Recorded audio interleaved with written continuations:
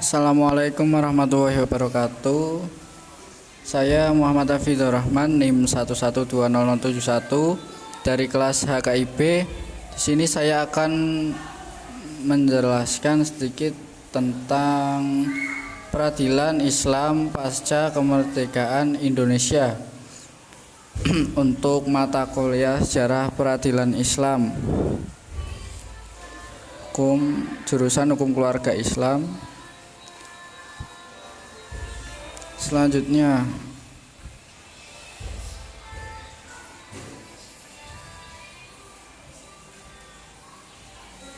peradilan Islam pada masa awal kemerdekaan.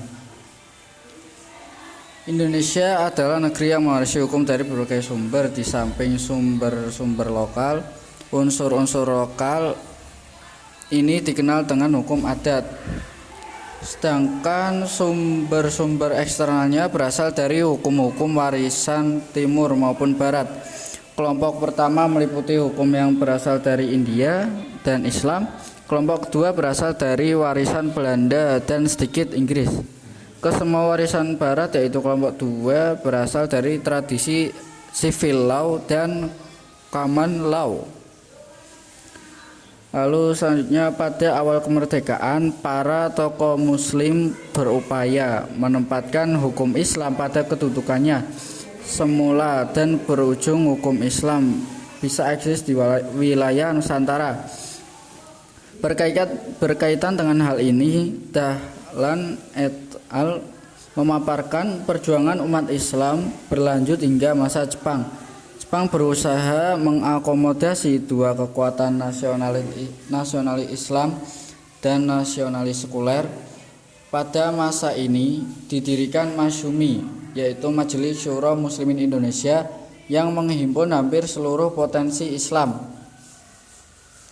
Lalu peradilan agama sebagai pelaksana kekuasaan kehakiman.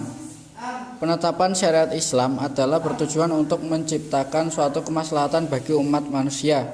Dalam penerapannya memerlukan suatu lembaga untuk penegakannya, karena tanpa lembaga hukum-hukum itu tidak dapat diterapkan. Oleh karena itu, dalam sistem pemerintahan Islam, kewenangan peradilan terbagi dalam 3 wilayah, yaitu pertama wilayah Al-Qadha, yang kedua wilayah Al-Hisbah, dan yang ketiga wilayah Al-Muzalimah. Dalam tulisan ini hanya dibahas tentang wilayah Al-Hisbah, yang merupakan kewenangan untuk menyuruh berbuat baik dan melarang berbuat mungkar, serta menjadikan kemaslahatan dalam sebuah masyarakat. Lalu selanjutnya wilayah Al-Hisbah.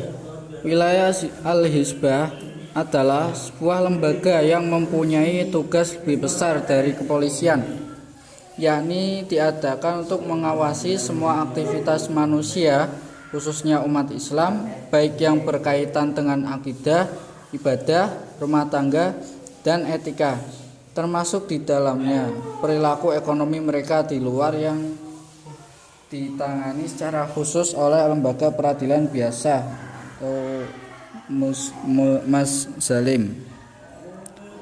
Lalu selanjutnya, karena fungsi sentral wilayah Al-Hisbah ini adalah amar ma'ruf dan nahil mungkar, maka tugas ini pada hakikatnya harus dilaksanakan khususnya umat Islam. Namun demikian, sebagai sebuah lembaga kenegaraan yang bukan negara Islam, walaupun penduduknya adalah mayoritas beragama Islam seperti di Indonesia, penanggung jawab pelaksanaannya ditangani oleh orang-orang tertentu yang secara khusus ditugaskan menanganinya, yakni disebut muhtasib.